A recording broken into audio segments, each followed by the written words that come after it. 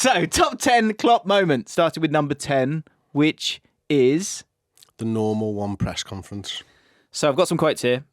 So, I don't want to describe myself. Does anyone in this room think I can do wonders? No. Why don't you do it in Klopp's voice? I don't think I could. I maybe get about 3 words out. I think insufferable springs to mind if you're trying to do Klopp's voice, James. Very true. I am a very normal guy, Klopp said. I came from the Black Forest and my mother may be sitting in front of the TV watching this press conference and has said no word until now. But she is a very proud woman. So I'm totally the normal guy. I'm the normal one, maybe, if you want this. And we love that to this day. He drinks out of a mug with the normal one emblazoned on it. Branding. Yeah, exactly. Yeah, did you get on that? Yeah, I bet you did. It's the club. It's only available at the club shop. Oh, really? Yeah. Oh, that's interesting. I think, well, fair enough. I mean, the ripple effect of creating the normal one, I guess, is the special one. Like, if you don't have that, you don't have this. That was great PR, wasn't it? It was superb. And you just want someone who's going to be special, but you don't want them to tell you that they're the special one. Yeah, it's insufferable. It's insufferable. Yeah, you're right. That might be the way of the day. Yeah. Can I get a definition of that quickly? I think... Just got a picture of my face. I think that's what we wanted as a fan base, was someone who was going to lead us but be humble and be brilliant at the same time. And the ripple from this is almost... maybe it should be higher up the table. And I've sort of tried to do these 10, not on my favourite Klopp moments. Yeah, what are your criteria? My criteria are a little bit of some of my favourite moments, some of the things that I think are massively important to Liverpool and Liverpool under Jurgen Klopp, i.e. the ripple effect of those moments. And they're probably the 2 biggest things that I've gone with. And this might have more effect than any of the others, but it's not winning a trophy. It is just setting the stall out for what the next 9.5 years will be. Yeah. And I think that is why this press conference has to be in there, because straight off the bat, we sacked Brendan Rodgers randomly a draw against Everton. Off the back of, I was in town having a drink, and I remember standing at the side of a pub with my phone out, recording the reaction to it. And then it turns out Liverpool have been really proactive and just gone, now's the time. Jurgen's available. We think we can get Jurgen Klopp. We have to get Jurgen Klopp. And comes in, does this first press conference, and you're like, that is who we needed in charge all along. So was Brendan Rodgers deserving of the sack? I think Brendan Rodgers had probably taken Liverpool as far as he could. Whether he was deserving of the sack is different. We'd obviously had a really poor season the year before. I think we got beat 6-0 by Stoke at the end of Steven Gerrard's last game of the season. 6-0, 6-1, I can't remember. And then we'd had a poor start to the season. He'd taken us as far as he could go, and that's being nice. Yeah, I mean, not having Suarez is always going to hurt, isn't it? It felt like Raheem Sterling was just kind of playing up front on his own a lot of the time. Yeah, he was good, man. Back to the normal one. So he said, this is great, in 4 years, this could be a really special day if you want, and if you work for it, and if you are patient enough. We start today in a difficult league against opponents who are bigger and bigger, but in a special Liverpool way, we can be successful. We can wait for it. I don't want to say we have to wait for 20 years, but when I sit here in 4 years, I'm pretty sure we will have won a title. He was close. He did it in 5. Not good enough. It's not good enough. But he set the stall out early and he achieved what he wanted to achieve. But I particularly like this line, James. This could be a really special day if you want and if you work for it and if you are patient enough. He's telling us how to be fans, and we were receptive to it. Yeah. And that is a testament to us. It's a testament to him. It's a testament to how he understood us as a fan base and grew to understood us even more over his tenure.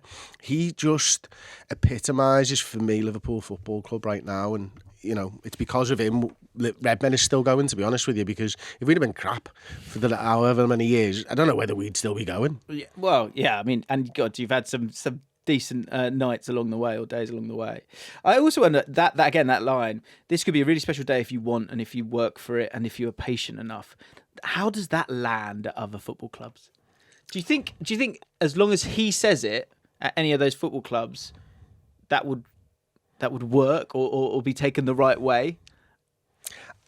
This is where I struggle, James, because that's not a fair question. You know, I can only talk about our fan base, and Liverpool fans are always berated online for thinking we're a special fan base and all this type of stuff, and I'm always conscious that you're not the centre of the universe, and you might believe something but it's not necessarily true on the outside. So I think I could think of probably a handful of football clubs off the top of my head where that would sit really, really well, like obviously Dortmund being one of those. And do you think the moment in time of which he came in as well, when you'd got close to the mountaintop, and probably the closest you had got, and then it was well after the aftermath of that, really, for then to ask for more kind of patience. You probably did have enough in the bank to go, okay, look, we're nowhere near it here in terms of where we've got to be. So maybe it would have been okay, but I think you need to be able to, I think that the truth, regardless of how it looks in the sort of hyperbole that people want to kind of put towards any statement or any manager, I think that actually cuts through sometimes a little bit stronger. And I think with the expectation of Liverpool, the size of Liverpool, and a new guy coming in, and the expectation on him of going, oh, we think this guy's pretty special, look what he's done at Dortmund. He actually it just sort of brought it back down to earth, which I think is actually a real skill of his. You've heard Jordan Henderson talk about that when they've lost the Champions League and they've had a party afterwards and everyone's sat in the corner and he's coming in and going, right, what are you lot doing? This is ridiculous. It's about, it's about something simpler and deeper than, the binary winning or losing. And that's where him as a man, and it's why he's such a good manager, because of him, the man, because of Jurgen Klopp, the person.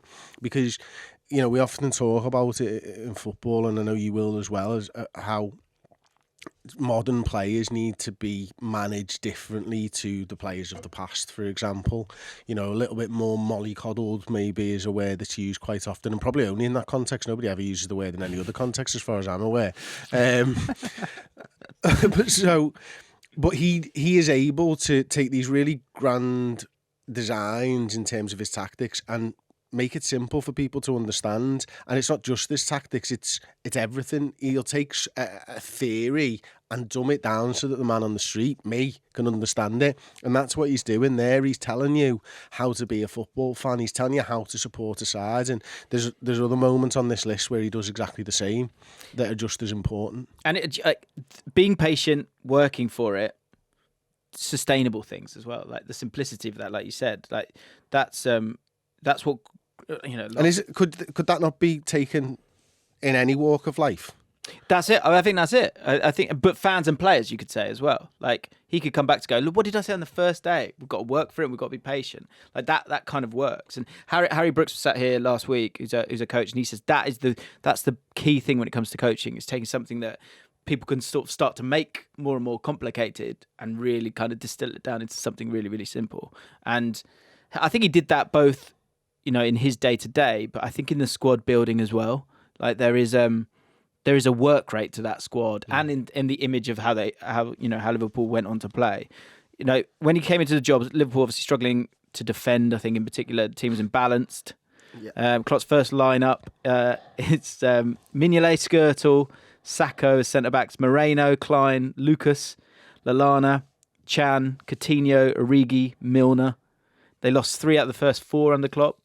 But next summer they signed Mane, Wijnaldum, Karius, Klavan, and Matip. It's a bit of a mix there in terms of the squad building. But can you remember the first game? Honestly, yeah, because we were so excited for it. Me and Paul went away to watch the game, and it was a 0-0 draw, and the team was the team that we'd seen pretty much throughout the season so far, and yet there was a huge difference.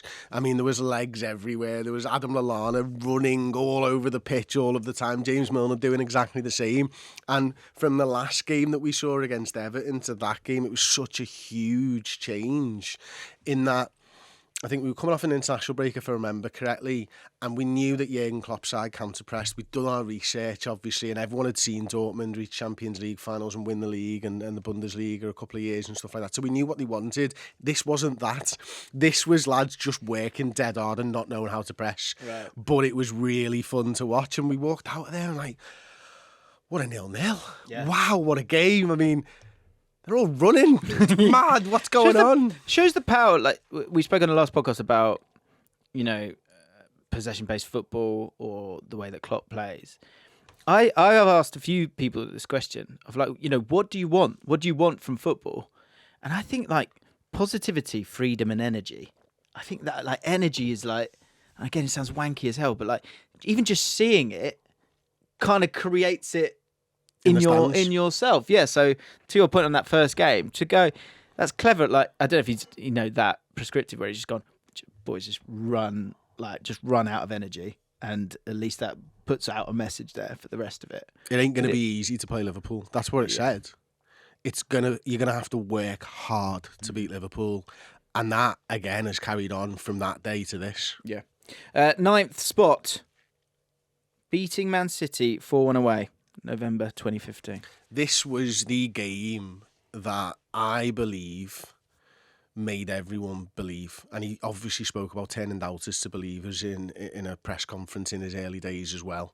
But when we demolished Manchester City, who weren't the Manchester City of today, this was Manuel Pellegrini's Manchester City. I think they had won the league the year before, obviously against us, but yeah, I think Leicester, was this the season? I think Leicester won the league, so I don't think they were up there quite in the same way. But they were a good side, and obviously spent a lot of money. But this was Bobby Firmino, James, this game. This was a goal and assist for Bobby Firmino, and this is a guy who had been given no chance under Brendan Rodgers for different reasons, mainly due to the fact that Rodgers didn't want to sign him. What happened was Rodgers was having a bit of a power struggle with the transfer committee at Liverpool at the time. The transfer committee wanted Roberto Firmino. Brendan Rodgers wanted Christian Benteke. So they signed both because we were a really well-run football club at that time. I tell you what, you can have them both. So he ended up playing Roberto Firmino on like the right wing at times, and Roberto Firmino talks about in his book, and I didn't find out until 4 years later when we were going to actually play Brendan Rodgers' Leicester side that someone told me that he didn't want me, and he said I never understood what Rodgers was asking of me because I was essentially playing right back in some games because I was never far enough forwards in the game and stuff like that. So. He not changed the game, but like the sort of like, I don't know, I was going to chuck Teddy Sheringham out there, but in terms of that guy who kind of is happy is a forward but drops deep, we were in an era of Benteke's and Drogba's and guys up front on their own, Kevin Davies working kind of hard for the team. So it was only until we saw it with Klopp that we were like, oh, okay, you don't actually need that out-and-out complete number 9. I'm going to throw something at you. Bobby Firmino started the box midfield. Yeah? He just did it from centre forwards. Yeah. That makes sense. Do you like that? You're taking that, figuring out. He's dropping into a midfield position, giving you number overload, 3-man midfield. Bobby Firmino drops in, 2 wide forwards go into the box. So are they now forwards, though? Yeah. I guess I guess you kind of did do that with Salah. Yeah, I'll give you that. Nowadays, you do it with the defender. Yeah. But Bobby Firmino started the box midfield.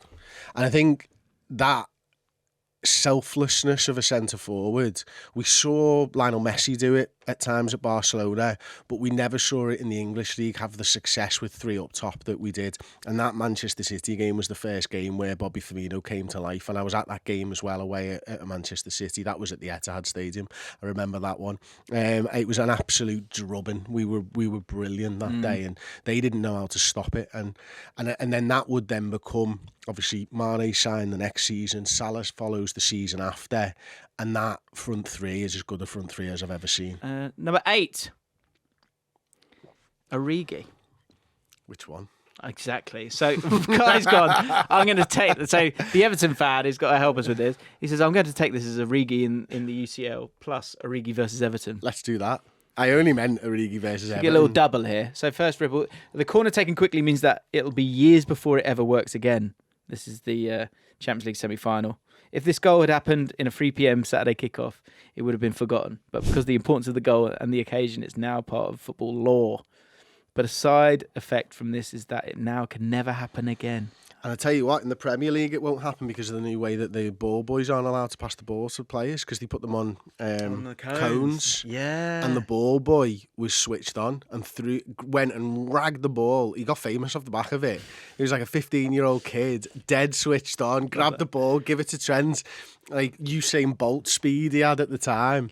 And Trent saw something and Origi did something that I don't think anyone had ever really seen before, and not at that level. You know, a Champions League semi-final, and the finish isn't easy. It's a hell of a finish. I watched it back on the way here, and I always thought that Origi panicked. You think? What? No, wait. But I had previously thought. I now know I'm wrong.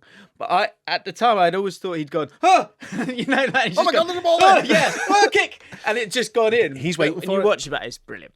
He's switched on. He's waiting for it, mate. And the ball is brilliant. I mean, Kevin De Bruyne recently did something similar to us, didn't he? And not quickly, but just that ball that doesn't go out of play from a right footer. Kevin De Bruyne was probably better in that regard, but Trent was better for so many other reasons. And it's perfect placement, ball into the back of the net, and the comeback's on.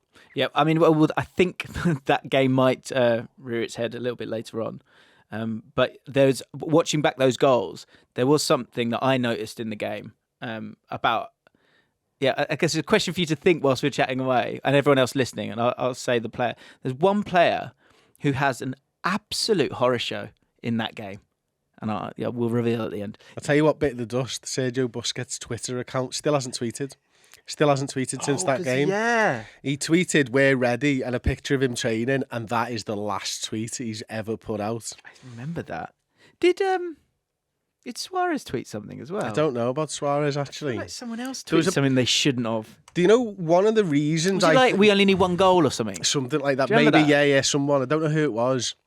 But one of the reasons that Liverpool were able to get that victory, actually, and I know it's not that, but you mentioned Suarez, is... I think we got to the centre circle a bit early for the game, and it was a big atmosphere already. We'd had a coach welcoming and stuff like that, but there was like a 30 seconds where we weren't kicking off, and Suarez had it on the centre circle, and the boos rung out, and that actually impacted the atmosphere in the ground. Sticking with Origi, the Pickford moment. Again, can you read the side note? Yeah. Brackets. Side note from me, the lowest point of supporting Everton I've ever had, and that says a lot. Guy. Love you, mate. The goal comes from Van Dijk shinning one, and he actually turns away in disgust. He does. And then it happens. This is actually as much of a Klopp moment as it is an Origi moment. Here's a great point from Kai, because he ran to the halfway line. Was it halfway line or was it somewhere in between? And embraced Alisson, a moment that's still remembered just as fondly. That's naughty, the Klopp running on like that. He apologised for it afterwards, didn't he, I think? You know, like we said in the last podcast about, I think most people, 8% fans actually kind of like, I wish he was ours. I think the 20%, and maybe bleeds into maybe bringing that 80% down a little bit, is stuff like that. Yeah. Where again, couldn't give a fuck if I'm a Liverpool. It's heart on the sleeve stuff from Jurgen Klopp. That's why it almost feels like he could be a fan, because he can't control himself like the other managers. He just does what it's in his head. But it's more, it's about embracing life. Yeah. It's about squeezing every moment out as much as possible. And therefore, you're going to have to, some people are going to get annoyed about that. It's not my problem. I'm too busy, enjoying those moments. Because that's things like, this thing with the sort of the trophies and ticking the boxes that are happening more and more now. This is from Merseyside Derby, but that's, you don't get a trophy for that. You only get was that for a draw or for a win? A win. Oh God, sorry. But that's only 3 points. So, but it's next level, and then even next level above that for Klopp, because Klopp himself indulgently has gone, I don't care. This is wild. No, I'm running on, I'm jumping on, I'm hugging the goalkeeper in the middle of the pitch, and no one is going to stop me, and that's it. And I'm okay with that. We've got to talk about Jordan Pickford, James, because these are Klopp's moments, of course, but Jordan Pickford, essentially, his arms were too little. He still gets it sung to this day. That's the ripple effect from this one. He's only got little arms, is what rings around Anfield every time he comes to us. He's only got little arms. He's only got little arms. I've never He heard couldn't touch the crossbar. He couldn't touch the crossbar. He couldn't touch the crossbar.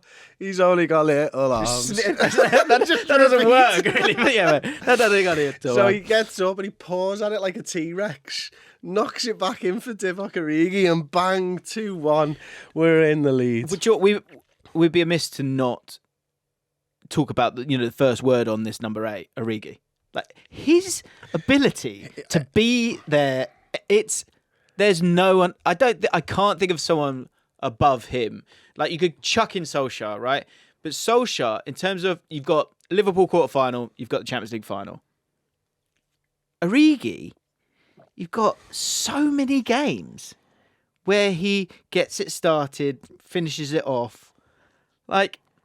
The Wolves game. Do you remember the Wolves game? It's stupid, mate. It's stupid. He scores in the Champions League final as well for us, of course. Origi, I mean, he's too good to be a cult hero, but he's also the epitome of cult hero at any football club because it's like he's a giant magnet for weird and bizarre goals, and he's had that ability throughout his Liverpool career, and if you talk to him, he is one of the most laid-back people you will ever meet, and it's weird. Maybe that's it. Like I think strikers have to have the right kind of personality. I think depending on your personality, you'll end up being whatever position you are. I really, really believe that, and I think strikers, you have to be either laid back or have a little bit of arrogance, a bit, to allow yourself the composure to do what you want to do. The thing that's amazing with him is, I don't know if he's tall. I don't know if he's quick. I don't know if he's strong. I don't know if he's technically good. I don't know him as a player. I just know I watched him for like 7 years and I don't know the answers to any of those questions either. All I know is he scores mad, weird and wonderful goals, and that's all I care about. Yeah. Without Origi, football is nothing. That's what the banner says in the Kop. It's it's wild. I'd love to know if anyone could think of a player in that mould. There isn't one that can get above him. He's sort of. There really can't be, because he's had too many moments, moments. It's mad. 7th on the list. What are you going for? Alisson Becker scoring a goal. I mean, come on. I mean, what on earth? The thing is, so random, isn't it? James, you know what's the best thing about this is? Goalkeepers don't score winners. When goalkeepers score, it's for a draw. That's such a good point. Because no one sends the goalkeeper up when you're drawing. Yeah. And Liverpool needed to win. So we were drawing the game, threw our goalkeeper up, our Champions League hopes, and then he's only gone and done it. And it's a belter and a header, yeah. It's a proper, you won't like this, but Paul Scholes used to flick it into that corner. Yeah, he did. He was brilliant. And Alisson, that's what Alisson does in that moment. Absolutely ridiculous. Yeah, I didn't think about that.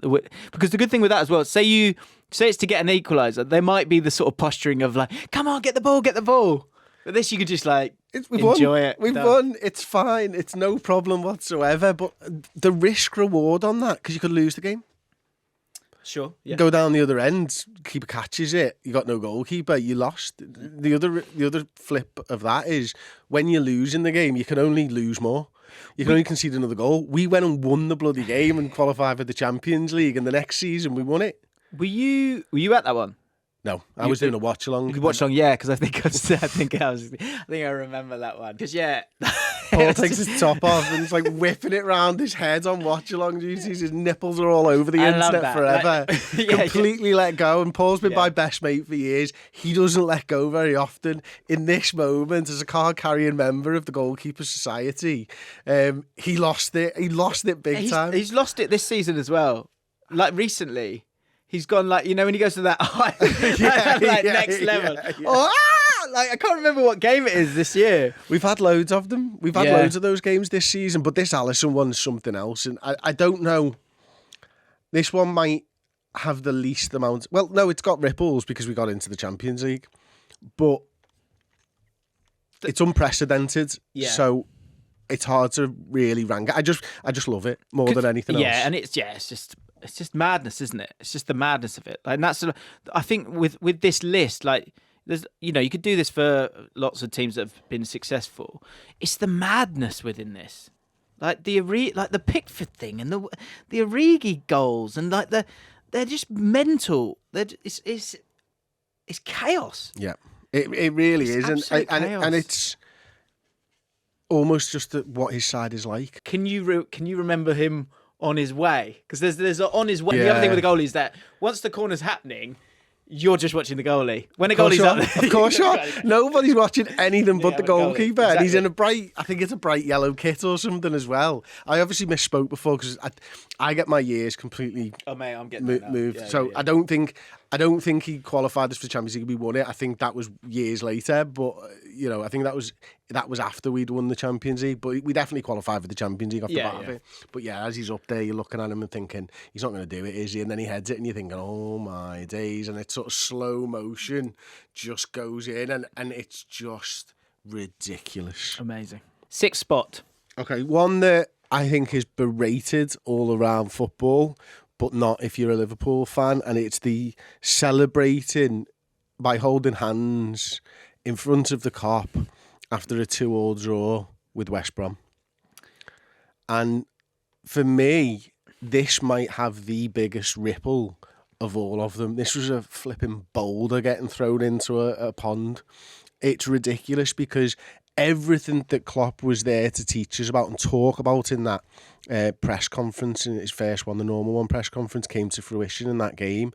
It was a togetherness that was shown by the squad. He was thanking us for staying late because the previous week, I think we'd lost the game, and he said, I can't remember the exact words, so I'm not going to be able to say these verbatim or anything, but he said, I've never felt more alone because thousands left Anfield in the game the previous week, and when we weren't getting a result, and he wanted to teach us that you've got to stay till the end, you've got to believe, you've got to turn from doubters to believers, and it was a thank you to everyone who stayed in the ground the next week.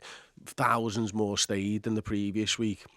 And he showed the togetherness in the squad, and that togetherness is what probably brought us trophies and success in the following years. I thought, you can understand why, rival fans would kind of have a go at it. But at the time, what I thought was good was that there was a very clear sort of putting your hand out and going, we need to be in this together.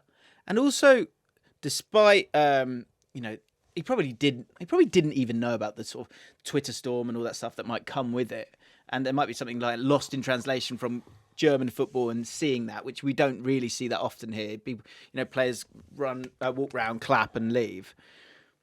But by doing that, it kind of showed he doesn't care. He didn't really care about anyone else. He actually only cares about the club, this group of players, their mentality needing to change, and that connection needing to have been built. Question for you: who scores the goal in the 90+6th minute?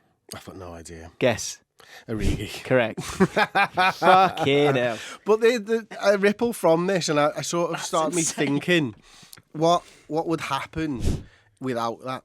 Well, there was a game on my long list rather than short list, that Norwich 5-4 where Klopp breaks his glasses. Yeah. All of the late winners that Liverpool have had over the years can almost all stem back to this moment. And that is wild to think. I mean, I've got a list up in front of me here. We've got the 5-4 against Norwich in 2016. We've got a 2-1 against Palace when Christian Benteke scored really, really late. We've got a 4-3 against Dortmund, which we'll come to a little bit later. We spoke about Wolves, didn't we? That was a late one. We beat Everton 1-0 in 2016. We beat Burnley 2-1 on New Year's Day. I was at that one with Ragnar Klavan one. We beat PSG 3-2 with the eye celebration from Bobby Firmino. We beat Everton 1-0 with the Divock Origi. I said it was 2-1 before it was 1-0. Tottenham 2-1 in 2019. Leicester 2-1 in 2019. Aston Villa 2-1 in 2019. All last minute winners. Tottenham 2-1 in December 2020. Aston Villa 2-1 in 2021. West Brom 2-1 2021. Wolves 1-0 December 21. Newcastle last year 2-1 August 22. Sorry.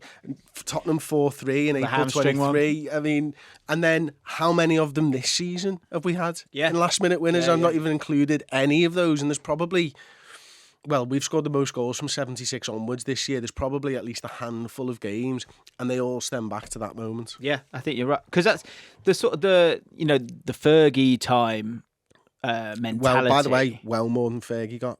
Yeah, probably. The stats are, I think it's double digits more than Fergie in last minute winners. But the point is the composure in those moments. And the ability to have composure in those moments. I said this last week on the pod that Gary Neville said that Fergie would go, "You'll get a chance. You'll get another chance. Stay calm. Have belief that it will come, and that will allow you to take the opportunity when it comes. But you got to see it. And so even in a 2-2 draw, like you say, it's so much more profound than the scoreline gives credit to, because it's like, look, we can go and do that. And then you do it again and again. And then all of a sudden you're almost excited to go and do it. And that's it. It's having that belief in the stands, because you know yourself when you're at a game and you don't think your team's in it. What's the atmosphere like? It's rubbish. Because everyone else, there's a general malaise around the stadium. Yeah. But if everyone believes that there's an energy inside the grounds, and that's what Klopp fosters. He taught us how to be better fans. Yeah, I think he did. He definitely set the tone. I remember it at the time.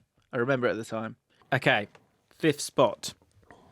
We've got a double here. You can take a treble if you want. Yeah, you're right. Mullering Manchester United. So we've put it word for word. Chris has sent me his list, and then we've kind of used that as the headlines here. So yeah, Mullering Manchester United, brackets twice. But you could do it 3 times. 7-0, 5-0, 4-0. The 7-0 at Anfield was... You're not supposed to do that to Manchester United. What's your favourite? A 7-0. 7's mental, isn't it? A team that has made you cry on numerous occasions, who used to be managed by the most hated figure in all of Liverpool, in Sir Alex Ferguson, who ruined childhoods for us. To be able to see him in the stands and watch us put 7 past them, and hear Gary Neville on commentary and look at Jamie Carragher on commentary, it was just inject it into my veins stuff. And obviously you can throw the 5-0 in as well. I mean, you're not supposed to go away at Manchester United and hammer them, are you? These are the things. And Manchester United found out the hard way how good Liverpool were at the time, and the gulf in class. And I think that was probably at least Ralph Rangnick, I think, got the sack after a Liverpool game. I think there was another one. Maybe Jose Mourinho might have got the sack after the Liverpool game, and tells you how big a rivalry that is. And you are the yardstick to one another quite often. Mm. Right, madness of the top 4 moments for Klopp, starting with one word: Dortmund. Oh, I mean, it was his old side. It was, wasn't it? Yeah. I mean, and we were just out in that game. We were dead and buried in that game. It's very different to the Barcelona game, isn't it? Huge, because the momentum is completely different. The scoring's so different, right? Man, and it's Dejan Lovren, much maligned Dejan Lovren, that comes up with the winner. I mean, I remember being at that game, and, I've heard my father talk about epic games at Anfield, and I've heard Paul's dad, John, talk about epic games. He was at Saint Etienne in '77, and every football fan of every club knows the list of games. And Chelsea 2005 was there. I wasn't at that one. I was working in a restaurant at the time, and that was my first one, where I'm not a religious person, and I don't really believe in anything. I've got no problem if other people want to believe. Whatever gives you belief, whatever. Nearly cancelled me there. And hope and everything else. And I can see the understanding of it. But I felt something that night. Like, before the 4th, before the win, during, I mean, I can't even describe. There was just not after the final whistle. During the game, there was an energy in the stadium that I've never experienced up until that point, and I get goosebumps just thinking about it, and the loudness, the togetherness. It felt like we were almost symbiotic. All of us in the stadium were linked together somehow, with one mind, like the blooming Borg or something from Star Trek. It's such a part of you, and it's such a release. It's so important. And yeah, when you have those last minute goals, we had our right back, who's actually a centre back, scoring a volley with his left foot. On the last was his name Origi? Jimmy Dunn. Okay, it's close. But it's like, that's the grabbing of others as well, because it's us. Yeah. It's so special. And to your point about the singing, which I do also think of, like, you know, men in their like 50s, 40s, you have to go for a sing-song. But not singing. It's harmonising. Like, but it's arms out, chest out, screaming it, like soaking that in. Not even looking at the pitch sometimes, because why not? No. And that's it. It's our release. It's our religion, isn't it? You know, it's that 90 minutes where everything can be forgotten about. Yeah. No matter what is going on in the world, this is my time where I get to be Chris Pajak and do what I want to do, which is watch football. And you're in a mass of people, so that's your church, but also the script is getting written second by second, and it might go your way. And that's the electricity of football for sure. And this game, like, if I just read out the way the goals went in, it's mad. So Dortmund's 5th minute, Mkhitaryan, maybe got him a Prem move, who knows? Aubameyang, 9th minute. It was a good side, that, you know. Yeah. And then, guess who scores the first? Origi, 48th. Then it goes Royce. 3-1. So 3-1. Then Coutinho, 66. Sacco, 78. And as you said, Dejan Lovren, 90+1. And you knew it was happening. We felt it. And the manager came out afterwards and said, I don't know what happened. You have to find his quotes, because he didn't have a clue what was going on, because he'd never felt anything like that. And this is the thing that managers always say this about Anfield, and football fans online always talk about. It's a myth. It's not on a European night. It's a myth if we're playing West Brom on a 12:30, which is mad actually, because West Brom were in this list twice. It's a myth if we're playing Stoke at 12:30 on a Saturday. Yeah. And is that why he hates? Is that why he hates? Probably. Yeah, probably. No, there's definitely something in it for sure. We're all hungover. Yeah, true. But the team we had was rubbish. Like Saka and Lovren at centre halves. Yeah, Moreno, Klein, Moreno was rubbish. Moreno, yeah, he did all right at Villarreal, didn't he? Coutinho, Firmino, Lallana, Divock up top.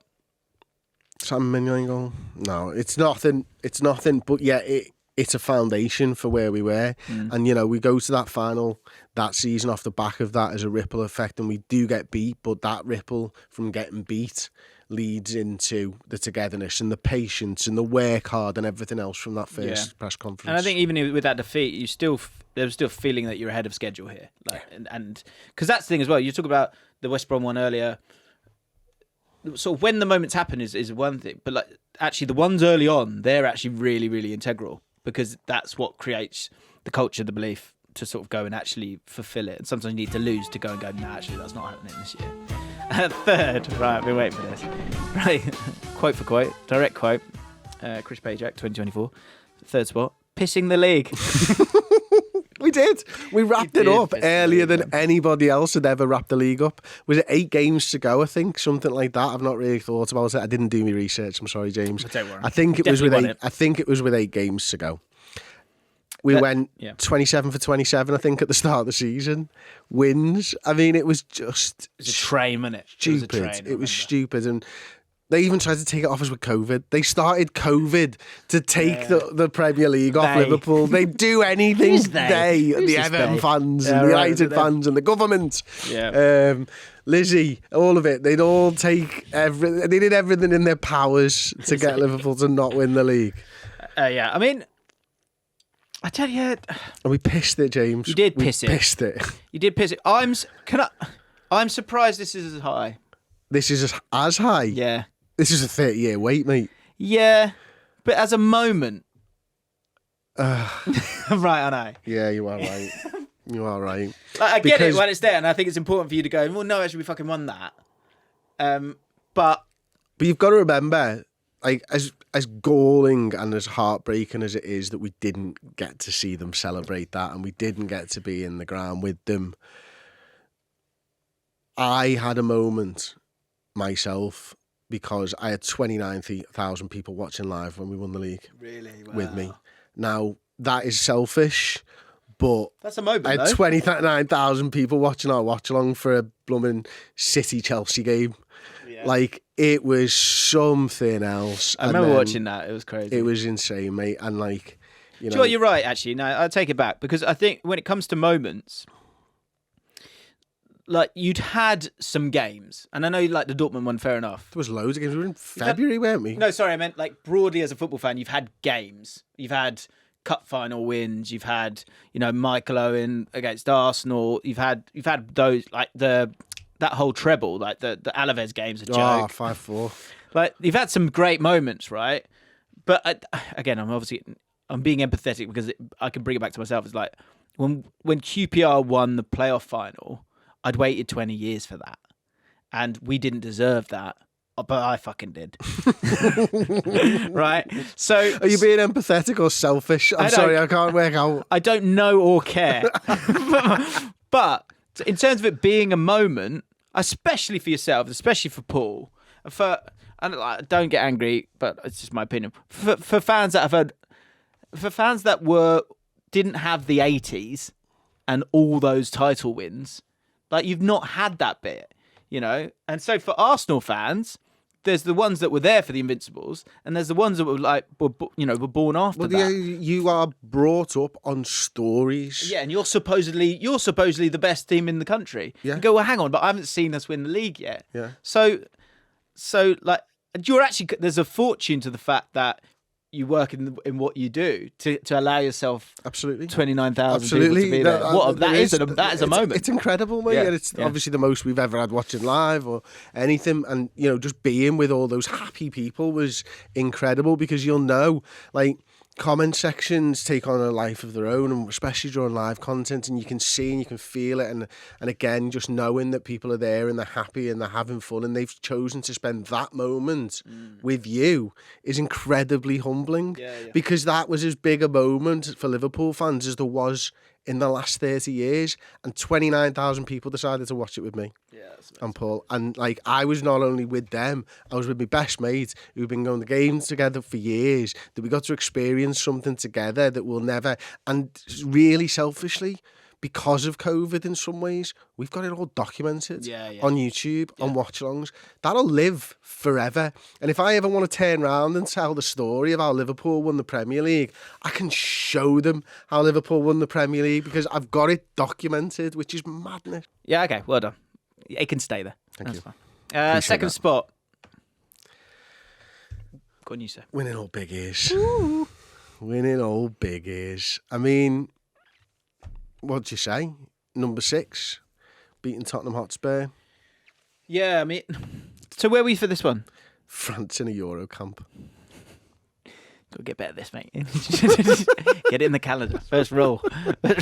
First roll. Mate, I mean, I tried everything to get there, but I was driving to the Euro camp just outside of Paris. Got 2 young kids at the time, completely got the dates wrong. I tried to get a flight from France to Spain. There was no flights that would get me from France to Spain in time, yada, yada, yada. And then I'd have to leave the family. They were, I think, 3-1 at the time or something like that. But I tried my damn hardest. I had Jurgen Klopp laughing in my face at the Champions League press stuff at the AXA. Because Paul told him, and he went, "What?" and just laughed in my face. But then in some ways, I was okay with it, because I'd seen Liverpool lose the Europa League final in the flesh. I'd seen Liverpool lose FA Cup finals in the flesh. I'd seen Liverpool lose Carabao Cup or League Cup finals in the flesh. I'd never seen Liverpool lift the trophy. At that point, I'd seen Liverpool lose the league on the last day of the season. I'd seen us lose Community Shields. I'd seen us lose everything in the flesh that you could possibly see. Oh, and the previous year's Champions League final, I was sort of seeing in the flesh as well. So in some ways, I was like, okay, I'm good. I'm all right. I'm not there. You know what I mean? Right. I'll take one for the team. The next final I actually went to was the Super Cup, because I thought, well, if we lose it, it doesn't really fucking matter. And we won it, and I broke the curse. So I was fine with it. Yeah. And the worst part about it, I went to every European away that season. I was at Bayern Munich when we beat them 3-1. I was at Barcelona when we got hammered 3-0. I was at Porto. I can't remember which scoreline we beat Porto 4-0 maybe. We played them a couple of years on the bounce. And I didn't get to the final because I'm an idiot. But obviously for Klopp himself, like to win that and have that, especially I think for Liverpool is important.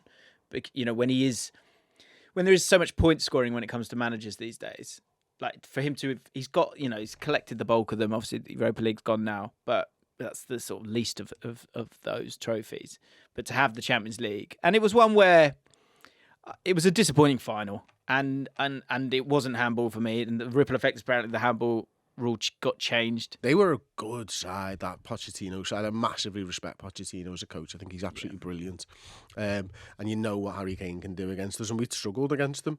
We've had games where they've completely blown us away and scored 4, and we've had to change Lovren and all kinds at half-time and in previous years and stuff. So it was a really difficult one for me, and I'd much rather a bit of an unknown quantity. And because we were the favourites as well, I felt like there was just more pressure on us. And, we'd been to the Champions League final the year before, and we kind of changed how we played from that sort of 17-18 free scoring side to a bit more of a grown-up side. And, you think you're going to get a performance, but you don't know.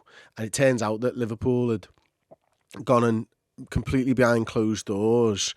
They'd spoken to another football club. I think it's like, I don't remember who it was, maybe Bilbao, and played behind closed doors and had them set up like Pochettino. Really? And because there was a really long wait, wasn't there? Yeah, because it was like 2 weeks or something. Yeah. And that's where the dates and why I got it wrong and stuff like that. Because normally it's the week after, isn't it? Yeah. And yeah, so we I can't remember if it was Bilbao, but we definitely picked the Spanish side or a Portuguese side and got them to play like Tottenham against us, and it just felt like we had the number. As soon as the game started, we get that penalty, and it was like a big brother holding his little brother away as he's swinging his arms. We just killed the game, and it was the most mature performance a Klopp side I think has maybe ever had. You said it in 2 different ways there, but that was on my mind, was that it was very grown up. It was such a grown up performance. It was sort of, you got that early goal, and you got to take that goal when it comes. And then after that, I just remember Kieran Trippier trying to put crosses in, but nothing really happening from that. And then who steps up? Of course, has to be Origi. And I just think it was like all the Henderson stuff. It's just so special. With his dad.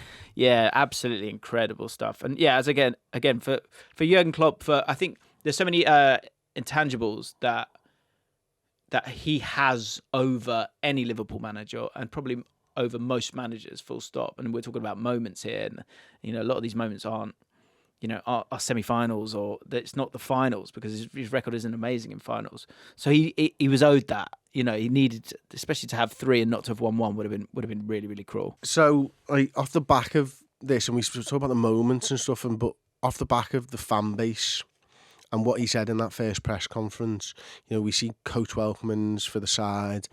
I was lucky enough to be on stage at Kiev in the fan park in front of 10,000 people, like with Paul. And, the songs coming back at us, the songs that were made on the way. And then you see the Madrid fan park. And, 100,000 people. Who can do that? Yeah, it's crazy. There's not many football clubs in the world that can do that. There's no football clubs that have done it. Not like, I don't know any other Champions League final where there's been 100,000 people at a fan park with a full DJs. Like Colin Murray was there DJing, and Jamie Webster headlining. Stan Collyball? No, John Barnes went on the stage. Of course he did. John any excuse. You know what he was singing? You know what he was singing? Your favourite song? Any excuse. He loves it, John. John loves it. Can't help himself. Yeah. But Joe, I was going to say, there used to be a phrase was like, you can't choose your club. But nowadays, you can. A lot of people can, right? And so people ask me those stupid questions of like, who's your favourite Prem team or whatever, and I always say QPR. But if you are able to choose, like, that's why you can get 100,000. Yeah, because some people will have to choose. That's what Champions Leagues do to football clubs. Yeah. That's what winning the Champions League does, and winning the European Cup. Because I think a lot of those fans, and I meet fans from all over the world. We've been on, American tours where we've gone over and spent loads of time with American fans, and they all say it was 2005. It was Istanbul. And it's why I never wanted City to win a Champions League, because I knew what that does. And I went away last summer, and all of a sudden I see City shirts everywhere. Never seen City shirts outside of England before, but winning the European Cup elevates the status of your football club, and that's why it was so important again, because having been beaten in the Europa League final, having been beaten to the league by Manchester City, having been beaten that season to the league by Manchester City, to be able to pick yourselves up and win a Champions League is a testament to everything that Jurgen has done at Liverpool. And number one, I thought this might be number one. I would have been amazed if it hadn't been. Again, in Pajac's speech, battering Barcelona. Love a bit of alliteration. I love alliteration. I hate puns, but I love alliteration. Battering Barcelona. Yeah, we spoke about the Origi goal. The Origi goal's crazy, and Trent is crazy in that moment, I think, which is obviously very special. But as you look through the goals, the things that stood out for me, and to see if there's any little thing. You were at that one, right? Yeah. Wow. It'd be interesting to know what stood out from you when you sort of reflect on it. But watching the goals back, so the player that has an absolute stinker in this game, Jordi Alba. Does he? You watch the goals back. So the ripple effect is of Liverpool 3-0 down, right? They need Messi. Wait, yeah, didn't no goal involvements. But so what happens is it's a big game. It's Anfield. You're hoping that magic will do its thing. And what do you want if you've got to turn around 3 goals? You want an early one. Yeah. Don't you want an early goal? Of course. I was saying it last week. There's a cross. Yeah. And then you got it, didn't you? And, and there's a cross. Sorry, there was a pass. And Jordi Alba just does this little head back to the centre-back thinking he'd be fine. And he gets cut out. And from there, Henderson gets the shot off. I always thought that was Henderson's goal. No. But again... There's another man. It's great box-to-box play from Jordan Henderson. But yeah, the goalie makes a save and it's Ter Stegen makes the save and it falls to Origi. Of course, he puts the ball in. But the goals as well. The Trent goal is down that left-hand side. He misses a really good chance. Alisson makes some good saves. The Origi goal? The Origi goes down the left-hand side for Alba, and he's not really... I don't think Origi's his man, but it's a pass where there's a lane there that I think if he's a bit further on them... I mean, maybe I'm being a bit harsh there, but it's definitely down his side. And he has a chance in the first half that he should put away. I forgot about his chance, yeah, he did. But we would not be denied that night. And we did it without Mo Salah. Who else was sat on the bench He's that got night? A never give up shirt. Oh, man. Bit much. And then obviously, Wijnaldum comes in and just has an unbelievable game, and Shaqiri whips the ball in for Wijnaldum's header. And a mate of mine I've known for a number of years, I actually met him over in New York, Rob Glover. Really one of the nicest guys you'll ever meet. It's like there's James Allcott and there's Rob Glover, and like the 2 nicest people you'll ever meet. And he was like 20 or 30 rows in front of me. I didn't know he was in front of me. I don't think he knew that I was behind him. And we just locked eyes across the stands. And I just remember him looking up and him going, what the is going on? And I'm just looking back going, I've got no idea. And it was just glorious. Both those semi-finals are insane. People talk about ripple effects. People say that a lot of the Tottenham players kind of had a different level of belief because of, and maybe in Ajax players' mind as well, they'd seen what had happened the night before, and it kind of allowed them to go and do it. It's funny that the final was so boring. Yeah. It's like it was all the sort of juice was used up in the semi-finals. There was and Messi being on the pitch as well. It was just, and like Andy Robertson going over and doing that on his head. I don't know what the word for that is, nuzzling his head or something. He just pure unadulterated needle and no need for it. Like, this is the best player that's ever lived, and you're just taking the mick at this point. But Liverpool did. Liverpool just steamrolled them, and they had no clue how to deal with us. And it should have been wrapped up, because they should have had that fourth, shouldn't they? Over in Barcelona. And I was there that night as well, as I say, and that was a clinic, but we weren't as bad as the 3-0. And I remember going, because we were in the title race with Manchester City that season, weren't we? And I think that's the night before might be the one where Company scores that 25-yarder. Was it against Leicester? Leicester, maybe? Yeah. And that was like the night before or the Monday before the game. And I remember me and Paul we got to the ground, we just went for a walk just to sort of clear our heads.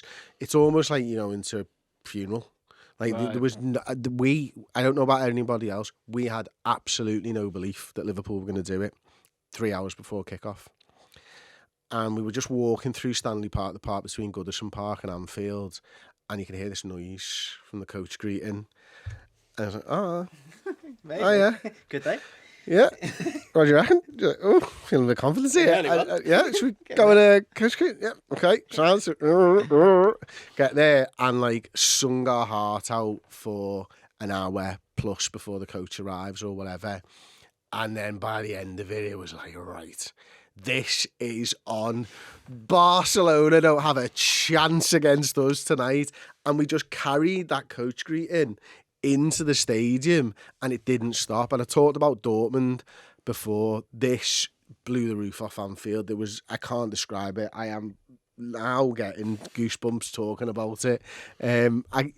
You just had to be there. Liverpool don't become European champions, don't win the Premier League, don't become world champions without beating Barcelona. It stands to reason. The ripple from the semi-final to the final is a really easy jump to make. If you don't beat them, you can't get in the final. But if you don't win the Champions League, you don't think you're good enough to go and take Manchester City on and win the league.